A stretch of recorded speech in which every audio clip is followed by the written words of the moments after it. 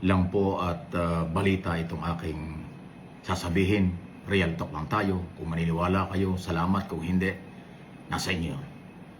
Ito pong patuloy na pagbaba ng rating ng Pangulo, approval at trust rating ng Pangulo ay patuloy pong bumababa. Itong pinakahuli ay negative 13 SWS survey.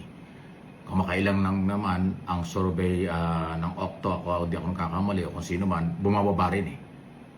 So, siyempre may kanya-kanya tayong interpretation at opinion dyan. Pero ito po yung paninindigan ko. Ang mahina at patuloy na pagbaba ng rating ng isang Pangulong nakaupo, yan po ay merong negatibong epekto. Hindi man aaminin, pero yan ay mararamdaman. May epekto yan sa ekonomiya, may epekto yan sa national security, at may epekto yan sa moral ng presidente at ng buong gobyerno. Kasi kahit anong gawin ng Pangulo, sa tingin niya ginagawa niya ang tama, bakit bumababa ang rating niya? Something wrong. Yun po yun. Pero hindi naman ang Pangulo lang ang dapat magtaas ng moral at rating ng presidente. Kaya nga may mga cabinet secretary, kaya nga napakalawak ng executive department. Lahat ng nasa executive department, dapat gawin nila ang trabaho nila. Gawin nila yung gusto ng Pangulo para maintindihan ng mamamayan, ng taong bayan. Eh parang hindi po nangyayari yun. Kaya pasintabi na sa mga Marcos loyalists, Marcos supporters.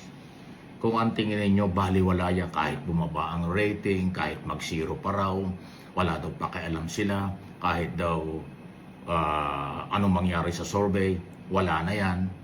Basta sila Marcos. Kasi ganun kayo. Pero huwag kayo magagalit. Yang inyong pananaw, personal ninyo yung pagmamahal at malasakit sa Pangulo. Ang pinag-uusapan dito at ang aking pong sinasabi ay yung para sa pangkalahatan. Ang presidente ay ama ng bansa. Siya yung chief executive, punong ehekutibo. Dapat umangat ang approval at rating niya, trust rating, para lalo niyang ma-establish at matanggap ng mamamayan ang lahat ng kanyang ginagawa. Kasi pagbagsak sa survey, lahat ng kanyang ginagawa, kahit maganda, baliwala. Kasi hindi natatanggap ng tao. Sabihin natin, iilan na survey, nandun na tayo. Pero may epekto po yan, maniwala kayo.